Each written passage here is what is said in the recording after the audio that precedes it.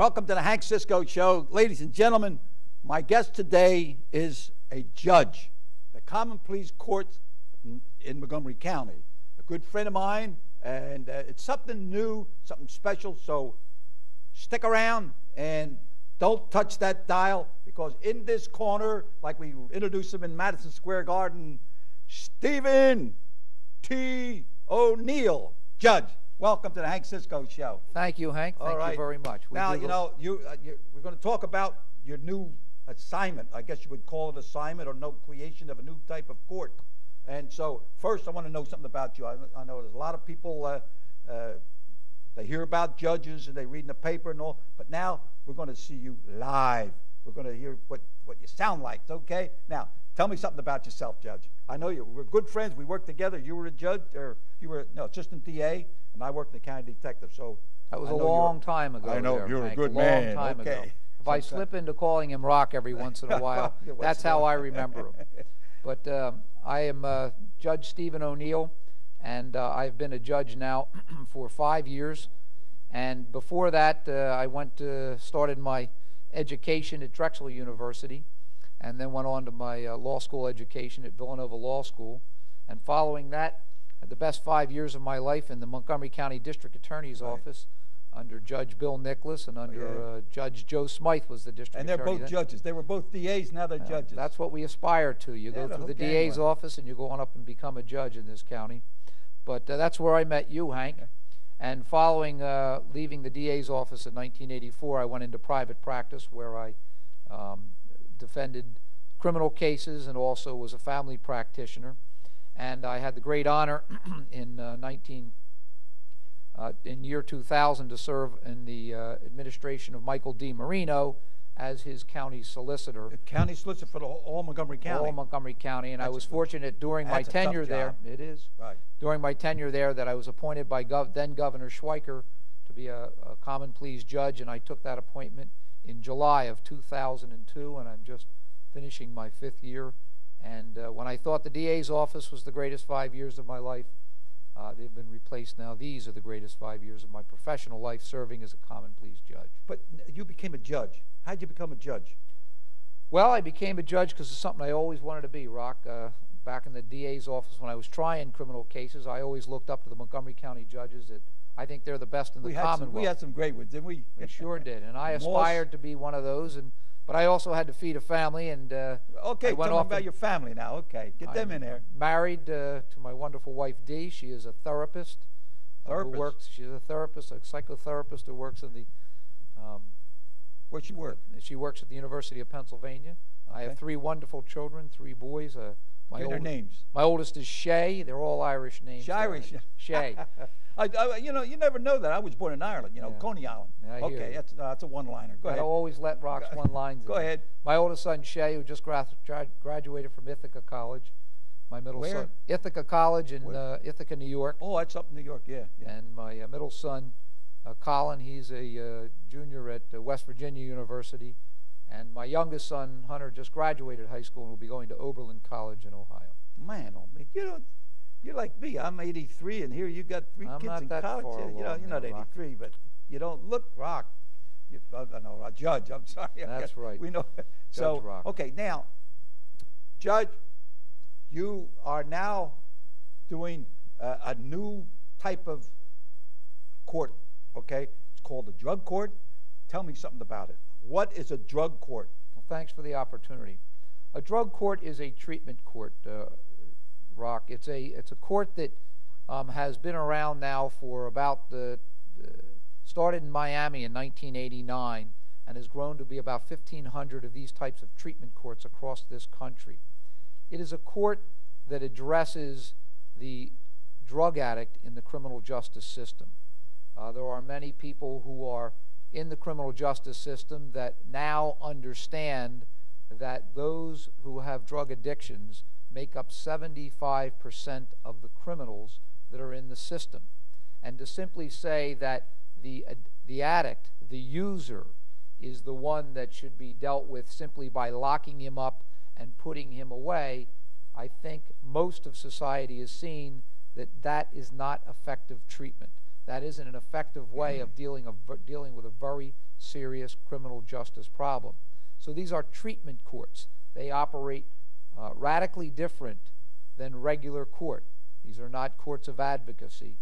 And I studied these courts extensively before I made the recommendation to our Court of Common Pleas to have them start a drug court in our county. Although we are the third largest county in this Commonwealth and probably the wealthiest county, yes, we have a horrible, horrible drug problem in this county, and I felt it was time that we address it in a progressive manner, such as counties now like Chester County, who is a model court in drug courts, Philadelphia County, where Judge Presenza, who he is the presiding judge in Philadelphia County. Who is it? Judge Presenza. He just wrote a wonderful editorial in the Inquirer about drug courts because they just celebrated their 10th year. And I felt it was time that this county it's successful, right? Drug courts work. What they do is they save lives and they save taxpayer dollars. And I'll explain to you how. You know, being a former police officer in Norristown and being a county detective and working, you know, I wasn't a specialist in drugs and all. But I would say it's common sense.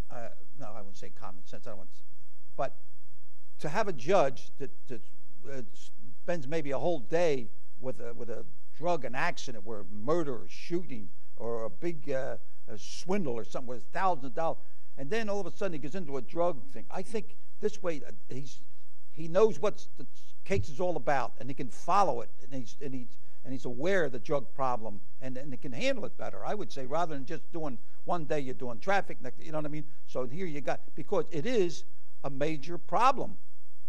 Well, county, state, world. It is, Hank, and this is a specialty court. I don't only do drug court, and I have been on the bench now for 5 years and have concentrated on being a criminal judge for a number of those years, and I still have an extensive criminal inventory. I think what's important for you to understand, Hank, is that a drug court is not a hug-a-thug court. It's not a court that simply says, hey, let's take in and treat these drug offenders in a special treatment type of way. Okay. Drug courts work, and that's why we have them. I still deal with a criminal inventory of the serious drug dealers and the violent criminals in this county. Those are the type of offenders who do need to be prosecuted vigorously and locked up. But the sad statistic is that the drug dealers and those that would bring violence to communities such as Norristown, which is plagued by horrible drug violence, and Pottstown, another one of our poorest communities, plagued by drug violence, is the connection is at the end of that drug violence there's a drug user. There is a drug user that is, many of the people watching this program, it's their family members, it's their loved ones, it's ones that they care for that fall into the horrors of addiction. And drugs are far too prevalent on the streets of Norristown, Pottstown, and a lot of other places in this county. And unless we start dealing with the user and treating the user and modifying behavior of the user, changing their lifestyle through intensive treatment, accountability, and supervision, then you'll never be able to address the drug problem in this county, in this state, and in this country. So that's what I'm trying to do through a program which is really an amazingly intense and well thought out program. I have studied this for the 3 years before I decided to launch a drug court program in this county. I studied it by visiting drug courts throughout this country. I studied the statistics of drug court. I studied the methodologies of drug court. I would sit with drug courts in Philadelphia and Chester County and found out how they worked. And drug courts do work because they change behavior. And if you change behavior, then you lower the risk of that they will be taking drugs. And here's the most important part. If the drug offender isn't taking drugs, then the chances are he is not going to reoffend. He's not going to commit a new crime. What we have in this society now with the addictions that we have is a revolving door of justice. Somebody will use drugs. They will become addicted to drugs. In order to be able to keep that addiction going, they'll steal from you. They'll rob you. They'll steal, they'll lie, they'll cheat. They're the ones who commit the thefts, the retail thefts, the identity thefts, the forgery type of offenses. They get locked up, but they eventually get out. They're on probation and parole, but nobody does anything to treat their addictions. Oh, okay. So what happens is they relapse. They begin to take drugs again. Once they relapse, then their chances of reoffending are higher. They get locked up, and back they are in prison, and the cycle just continues. And what we try to do is an intensive program to deal with these offenders in a treatment scenario. I call it therapeutic jurisprudence. Wait, run that by me again. That's a fancy word, isn't it? That's a big word for me, you know. Therapeutic jurisprudence, because you combine the best of the criminal justice system, law enforcement system, with that of therapy, which is the one tool that will work with addiction. Intensive therapy, intensive accountability, meaning drug testing of these individuals, and I will explain how the program works shortly when you ask me. All right, go ahead. I'm going to ask you. I just asked you. Then you ask me. You hit me with a lot of stuff here. I know, it's a lot of information. I want your viewers to have a lot of information. Because this is a big problem. This is an important program. A drug court works like this. When one of the offenders, we have offenders that are both already on probation and parole, and offenders that are coming into the system new. Many of your viewers may have family members that have a relatively minor criminal offense that brings them into the system, but the family members know how serious an effect that has had on the individual and how it has affected the family. And they have nowhere to turn, and now they turn to what they believe is a harsh criminal justice system. And we now have this drug court program where they can apply and be admitted to this intensive program that lasts between 12 and 15 months and can last all the way up to 22 months. If it's a new charge, they can be what we call diverted into the program. They make application, the district attorney reviews their case. If they feel it appropriate, they can divert it in there. If they are already on probation and parole and they are being violated, then the probation department, through the assistance of the judge that has them on probation, recommends them into drug court treatment, and they can come in that way. But for both type of offenders, there are two disqualifiers for drug court. That is, we do not take in drug court those who have history of drug dealing or whose present charge is dealing drugs. It's not open for everybody. This is strictly for... It is not open because society is not going to accept those who may be preying upon others by selling drugs, and we do not accept those with violent offenses, with a history of violence or any violent offenses with their new crime. And the reason is we want those who are motivated to change and those that we will not pose a danger to society if they relapse.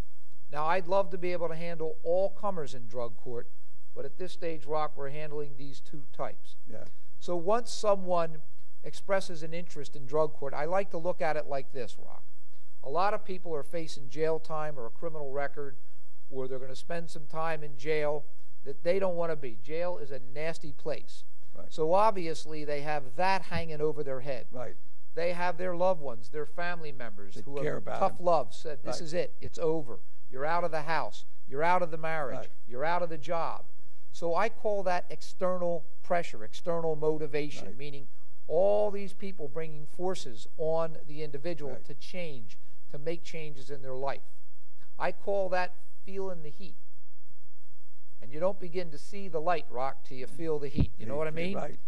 So if they're starting to feel the heat and they express a desire to change, then we bring them into the program to where first thing we do is evaluate them. We give them an extensive drug and alcohol evaluation.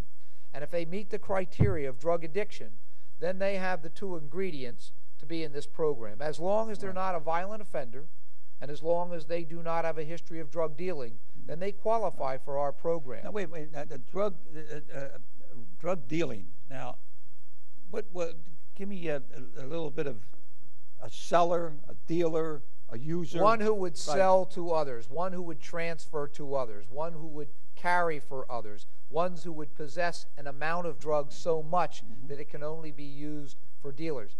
It's a sad statement. In this town here, Norristown is one of the worst drug dealing capitals of this Commonwealth. I have sentenced many people who live in Philadelphia who actually say they come out to Norristown and Pottstown because it's safer for them to deal out here than the brutal streets of the Badlands of North Philadelphia, Kensington, and the rest of the areas where we read every day about the senseless murders that go on. The sad part of it, today, it's 177. they're turning this town and Pottstown into a killing field for drugs.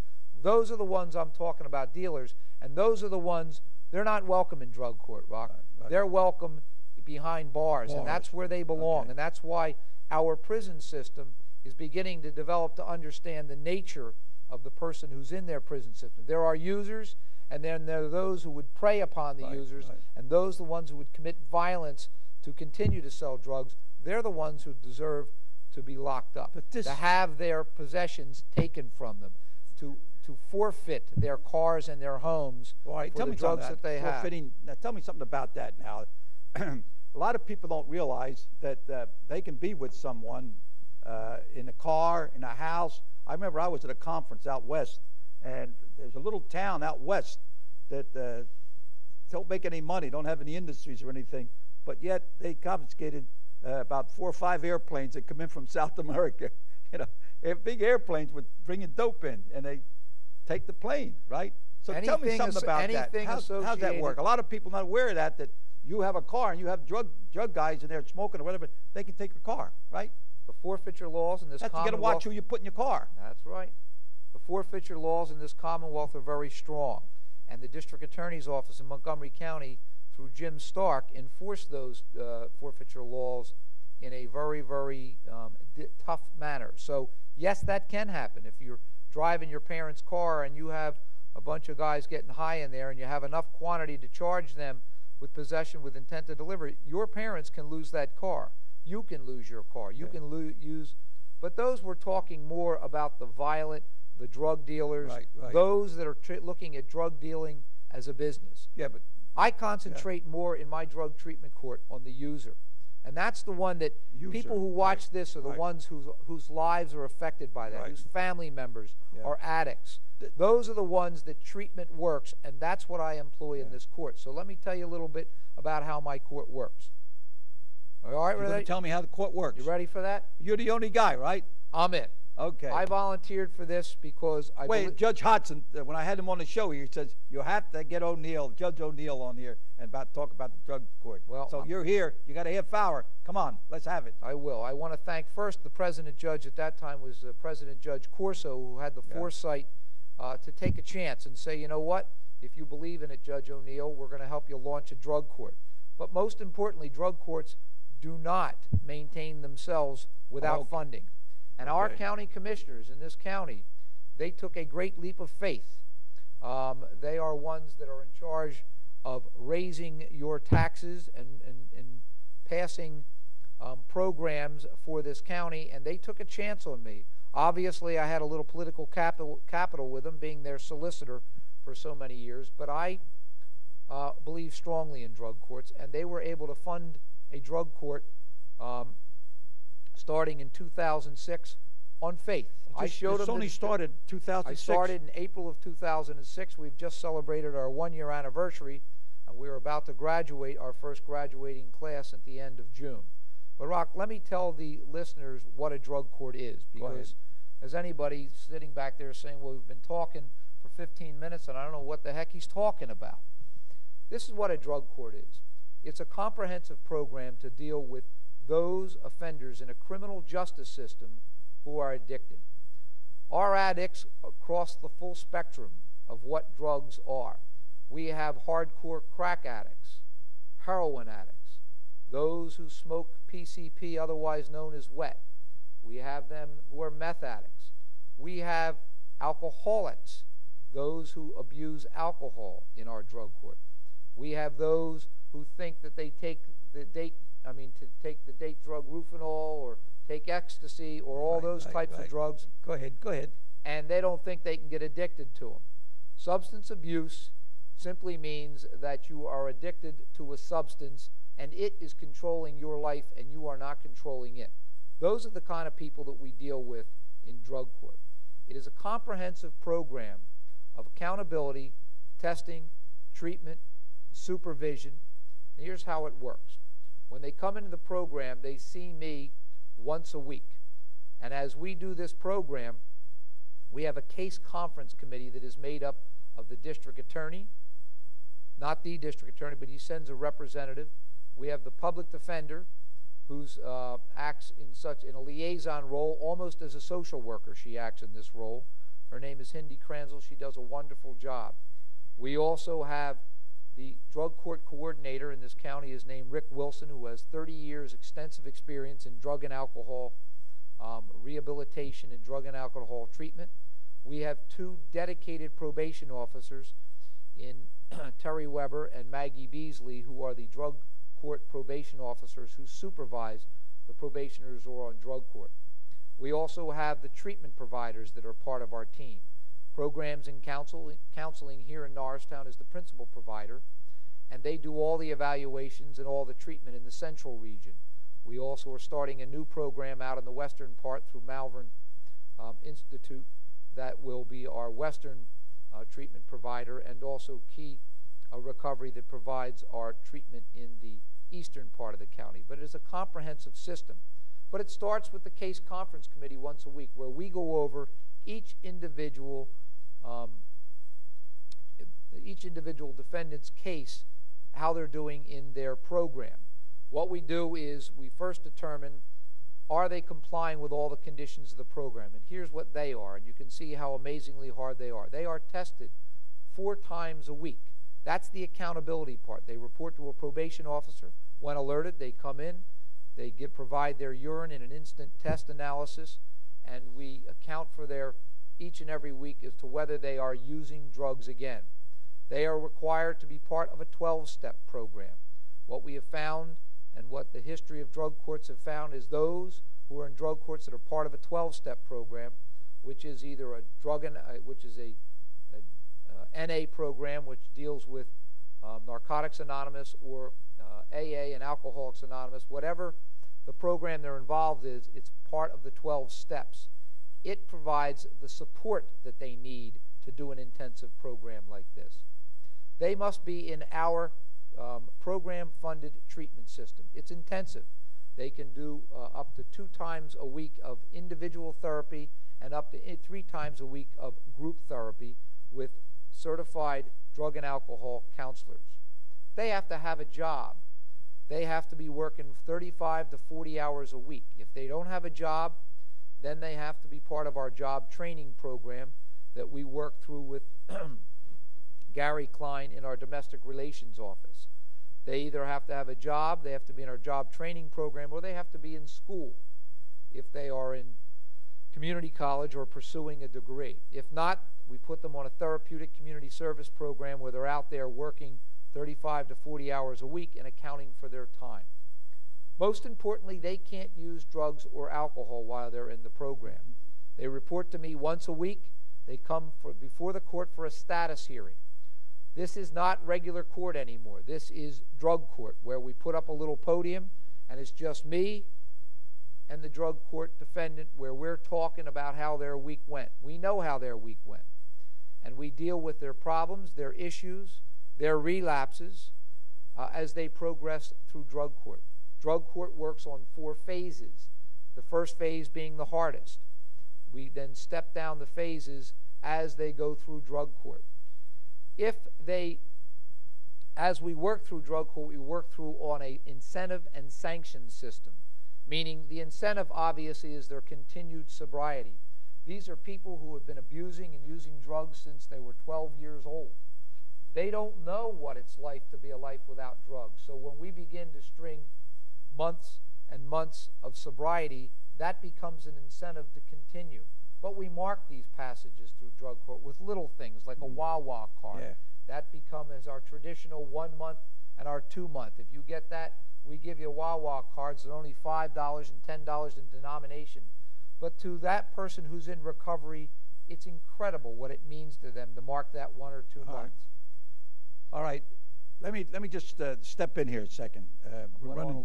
We only got a couple more minutes, and I tell you, that's outlined. You did your homework on this one, right? So, there's a lot. All right, this is all right. Now we got to talk about money. Now it takes money. Okay. Now, where's the money going to come from? Can the state, the federal? You know, there's all this drug money. The federal money is drying up with Katrina And with Iraq, there isn't much federal money for treatment. So I turned, and I have the backing of our county commissioners, again, who funded this program for the last 2 years. And we have not been able to, at this stage, you have to evaluate your drug court to begin to show successes. I know that drug courts work on a national strategy. And I will demonstrate to the people of this county and to our county commissioners that they work on this level as well. As we begin to graduate more and more people in drug court and study them down the road, hopefully I'll have the continued faith of our county commissioners to continue to fund drug court. But I also need the community. After 1 year, we're going to begin to reach out to the community, and we're going to reach out to the businesses in this community and see if they can put their dollar where... This is where this show comes in handy. All right, I got the signal. We've got a bob and weave now. Judge, it's been a pleasure. But I'd love to come back and continue to coming talk back. You're coming give you a back. little demonstration of the PowerPoint program about how we work. What do you call it? PowerPoint program, show you exactly how we work. So, ladies and gentlemen, you heard what it is, and my thing just went off here, and I'm going to knock this over here.